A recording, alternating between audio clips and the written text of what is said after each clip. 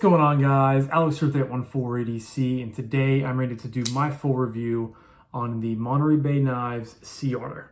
So this, like I've said in I think a few more videos, or a few different videos when I've used this to unbox, I did not do a video on this yet. I did not do an unboxing video.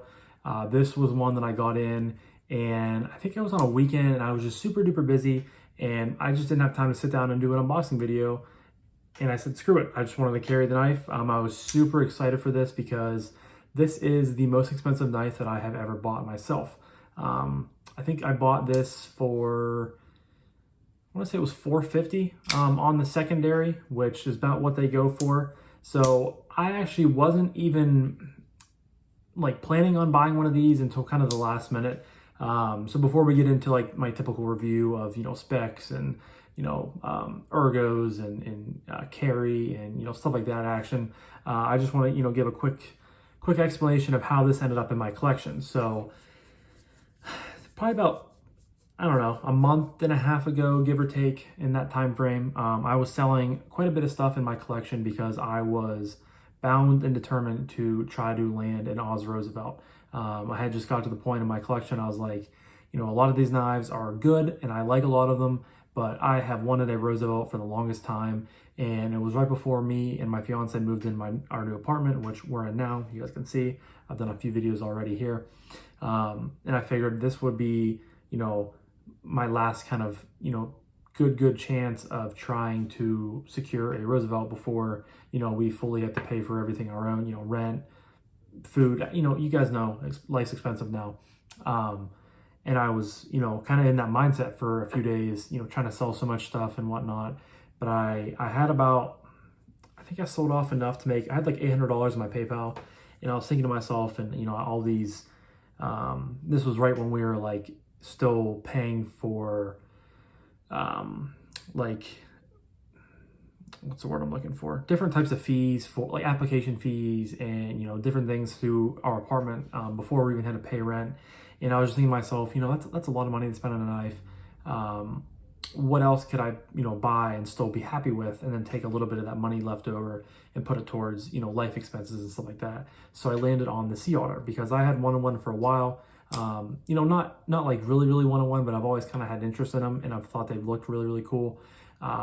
So that was the direction I went in. I ended up spending, I think, like I said, $450 on this, and then I put the other $300 or $350 or what it ended up being towards, right in my bank account to help pay for some, life expenses and stuff like that, which, I don't need to, preach to you guys. I don't need to, explain myself to you guys because you guys are just here for knife content. But I know some of you care, and I know some of you guys are interested in how, different knives come to my collection. And I'm always interested in hearing how other knives come into, other people's collections. So I just kind of wanted to give a little bit of a explanation on that. But I bought this on the, like the official Monterey Bay Knives Facebook group that I'm in. I was able to track one down, and the guy sold one to me for, like I said, $450. And I have really enjoyed it. I like the knife a lot. It's great ergonomically, good size for me. I know it's like a 3, I actually have the specs right here. Yeah, blade length is 3 inches right on the dot, so perfect for me. I love, blade sizes right around this sort of, 3 inch to about 3.25 is my wheelhouse for blade lengths. Washers, I'm not a huge washer fan. I'm slowly kind of getting into that realm of knives. I have a few washer knives, but I, tend to prefer the action on bearings. But for some reason, I just really enjoy the kind of hydraulic and glassiness of this. And I know those are such cliche terms when it comes to, nice USA made knives on washers, CRK, stuff like that. But yeah, I've really enjoyed my time with this, and I really think this is going to be in my collection for quite a while. It's kind of just a no frills, simple, very utilitarian EDC knife. Yeah, so we're going to get into the review now. I've already taken up enough of your guys' time, but I do have the website pulled up here so I can give some quick specs. Overall length on this knife is 6.875 inches, of course, with a blade length of 3 inches, blade thickness of 1.3 or 0.135 inch. It's not the thinnest knife I've ever handled before. You do have a decently, kind of thick blade stock. Comes down to an okay thinness behind the edge. But it's not the thinnest knife in the world, but for what I'm using it for, it works very adequately, so no complaints at all there. I just wanted to point out to you guys that. Blade material is Magna Cut, which it does say right there, if you guys can pick up that on the bottom of the blade tang. Might not focus, but it does say Magna Cut right in there. So the blade finish is blasted stone wash, and the handle finish is also blasted stone wash. So it's a very, it's very kind of monochrome. Of course, you have the same finish on the scales as on the blade. And of course, this is a made in the USA knife. This is the first USA made knife for MBK. They typically are a knife brand that gets their work done overseas. But the two guys behind MBK, Sanford Owen and Ray Laconico, decided to do a USA made folder, and this is what happened from that. The Sea Otter. They're also coming out with the what the heck's it called? It's basically a bigger version of this, and I cannot remember the name. C something. That's going to be like a 3.5, 3.7 inch blade, somewhere in there from my understanding. And I also think they're coming out with a Warncliffe style blade on the Sea Otter, which if I like it, I might have to trade, sell this one and go for one of those. But yeah, so that's a little bit of specs for you guys. I'll talk about price point and all that, later, retail price point versus what I paid for it. Because of course, secondary on these knives, you can't just go on MBK's website and buy them, as is regularly. They do, I believe, drops. I'll try to leave a link, if I remember, to the MBK Instagram page as well as their website down below. And I just saw an update, I think it was yesterday or the day before. They're starting to do, get some production going, quicker on on Sea Otters, and they will be able to do some more weekly drops for you guys that are interested in getting them. But yeah, so that's all for materials. Next, we're going to talk about action. Of course, you do have a pot clip. I did not specify with that. Just a very standard mill titanium clip. Comes up to be about that much out of your pocket, which is okay. It's nothing to write home about. The clip is definitely very flush to your pocket. You don't have a whole lot of leverage or anything like that, even with the slip right there. I've looked into maybe some aftermarket clips, which I know the standard MBK clip you get on pretty much every model will fit on here, but that's also not deep carry. You pretty much, with the two screw hole pattern right there, you're pretty much gonna have the same amount sticking up out of your pocket. I think there is a MXG gear clip for a ZT knife that'll fit this because of the same hole pattern for the screws. But I think the clip comes like way down to here, and I don't know how much I like that. You guys, if you've seen some of my videos before, I know, or you might know, that a huge nitpick of mine is having a super long clip. So for right now, this works fine, but eventually I would like to maybe upgrade the clip on this. But yeah, I think that's all. Like I said, it's on washers. You have a couple of standoffs back here, but pretty plain Jane build. Very monochrome, very simple, and I like that about it. So that is all for materials. So we're going to jump into action next. Of course, you have dual thumb studs right there, which if this focuses correctly, you guys can see that it kind of has like a stepped off pattern right there. Thumb flick flies out of there very well, very nice. Blade play, very, very minimum. There is, nothing really to write home about at all. You do have of course, it's a frame lock.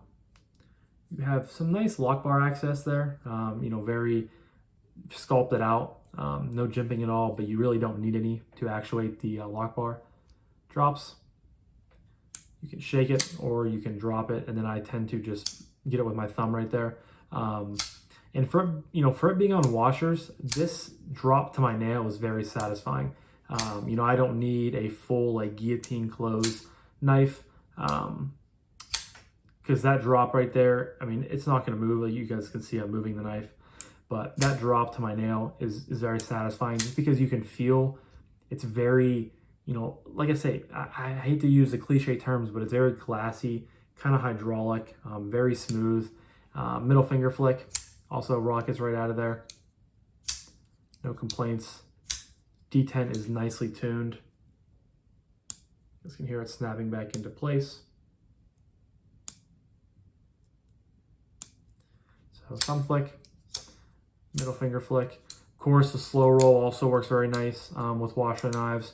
Kind of has, you can really feel like the full extent of that smoothness on the pivot and on the washers. I don't do this very often just because I prefer the thumb flick or the middle finger flick, but you can slow roll it, and it's very, very satisfying, you know, as far as slow rolls go, because I'm not a huge fan of doing that, but this does feel very nice in that regard. But and one other way of opening this, you can front flip it. You guys can see the jimping right there extends, but it's definitely not an easy front flip. You guys can see, I don't know if I'll be able to get it or not. I do that more oftentimes than not, and right there I almost locked it up. There I did. Let's see if I can go for 2 in a row. It's just a very, you know, you don't have a whole lot of real estate right there to, you know, flip with. The jimping is there, but if this was just up a smidge higher, you'd have a lot more real estate to just, you know, get it and bang it out. You know, I don't do this a ton, but you guys can see I have got it down enough, as I miss on that one. I have got it down enough to know where to put my finger, you know, 8 or 9 times out of 10, it will, mess up my hair. It will come out. It's just, I do that a lot too. So it's just a nice addition and nice to have that there, to, you know, have that fidgetability and to have that, you know, extra way of deploying the knife, because that gives you, with the slow roll, with the middle finger flick, thumb flick, and middle finger flick, or sorry, front flip, that gives you 4 different options for this knife, which is really nice, from, like I said, a fidgetability standpoint, and just having those available to be used. But you know, no complaints at all with the action. I'm very, very happy with it. Now, this did come to me used, so, you know, it was broken in a little bit. That might have a little bit of, you know, difference than if you're buying one completely new from MBK. I don't know how they tune theirs. I don't know if they come with a stiffer, you know, pivot so it doesn't drop as freely, but I'm really happy that I have kind of the best of both worlds with, you know, no blade play really. I mean, if you really torque down, you can feel a little bit of it moving, but, you know, for my average use in daily carry, no need to tighten it anymore, because I've had this for, like I said, probably a month now at least, and I've flicked it a ton, and it has yet to, you know, make any more movement in the pivot. But to have a, you know, pretty solid pivot with this, you know, very good action when it comes to washers on the close, you know, it's kind of the best of both worlds, and I'm very, very happy with how this is action-wise. So next up, we are going to talk about Ergos. And this is a very, very simple knife, which tends to be very, very comfortable. Usually when they're very simple, they're very utilitarian, you know, there's kind of just no frills. They're very, very comfortable, and that is the case with the Sea Otter. So of course you have pretty much just a straight line back here. You do have the jimping up top there, a little bit of a round on the butt there, and then you have a straight line back here until you get to the 1 finger groove.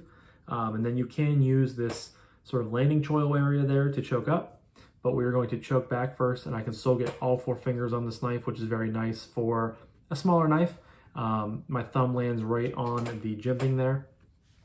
Very, very comfortable in a saber grip, hammer grip. If you have to do a little bit of a, you know, reverse 7-Eleven gas station night fight with Kevin over a Slurpee, you can do so.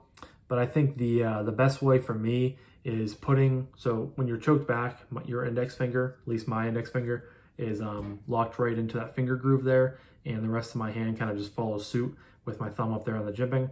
But my favorite way of holding this knife is I put my middle finger in the finger groove, my pointer finger goes around this landing choil up there. That gives me a ton of extra space back there on the blade, or excuse me, on the handle, and then my thumb goes way up here on the blade. And this is a fantastic position if you're doing push cuts, if you want to be very, very controlled with what you're cutting around or cutting through. If you're able to do it in this sort of grip, this is your best option, just because of, you know, the amount of control it gives you. You're not going to drop the knife, it's not going to fall out of your hand, anything like that. You know, as far as ergos go with the paw clip, you know, is not the best paw clip in the world from a use standpoint, just because it's very, you know, slim to the pant, or slim to the scales. You don't have a whole lot of clearance there to get in and out of paw clips, but it provides a very nice ergo experience, because I mean, choked back, I cannot feel it. Choked back or choked up, I cannot feel it. So it provides basically 0 hot spots when it comes to ergos, which is nice. And it's always, you know, sort of a double-edged sword or double-sided coin when it comes to pocket clips like this. But yeah, very comfortable. The titanium is, you know, nicely finished, and I like the way it's blasted yeah, a blasted stone wash. You know, it has a little bit of a texture to it, which is nice. It's not just, I mean, it's smooth, but you can tell that it has something done to it, which is really nice. It just adds to the awesomeness of the Ergos. But yeah, really good Ergos, very comfortable, you know, great size. So next we're going to talk about carry. So this knife weighs, according to the website, 3.1 ounces, which is very, very light for a full titanium bodied knife. And the overall size being 6.875 inches closed. Sorry, that is open.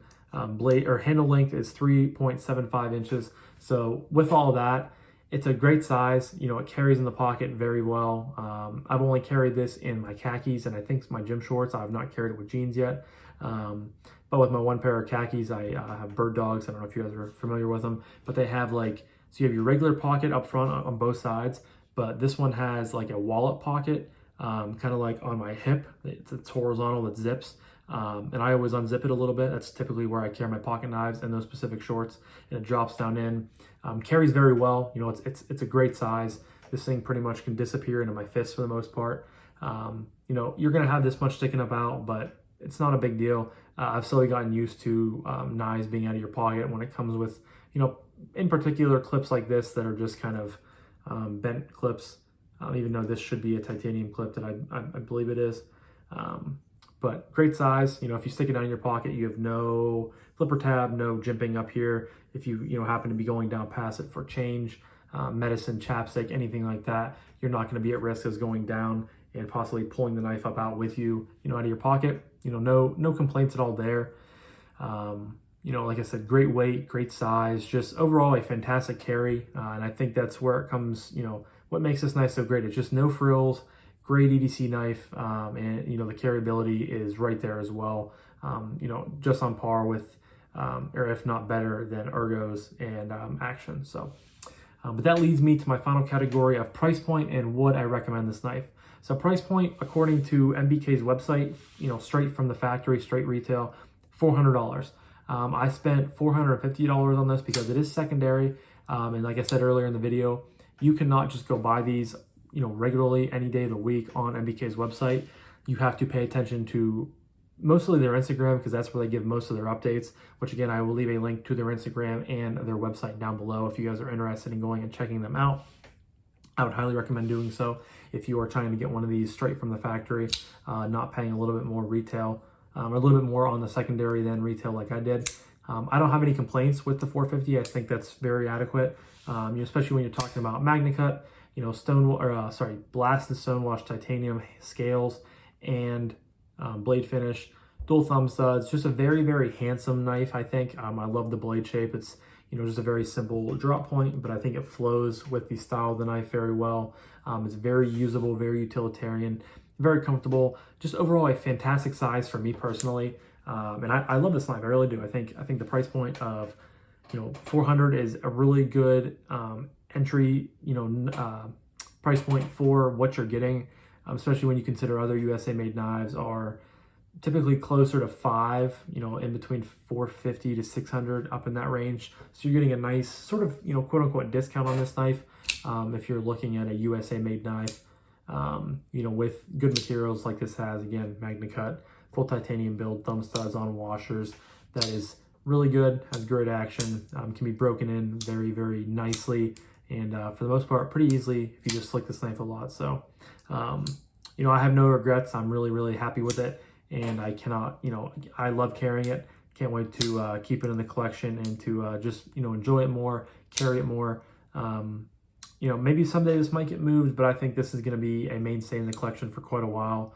Again, just because of how simple it is, how utilitarian it is, and just how awesome it is. So I can absolutely recommend this knife. I hope you guys have a chance to, if not pick one of these up, at least experience the Sea Otter, just to see what it's about, just to get your guys' kind of first opinions on it. And, you know, I would love to hear you guys have to say in the comments down below. Leave one if you guys have a Sea Otter, if you're planning on getting one, if you had one and don't like it, I would love to hear what you guys have to say. But I'm going to wrap this up now because I've taken up almost 20 minutes of your time, and that's a little bit longer than what I've been trying to shoot for recently with reviews. So I just want to thank you guys so much for watching. I greatly appreciate each and every one of you guys. I hope you have a fantastic rest of your morning, evening, night, whenever you're watching this video, and I'll talk to you guys in the next one. Peace.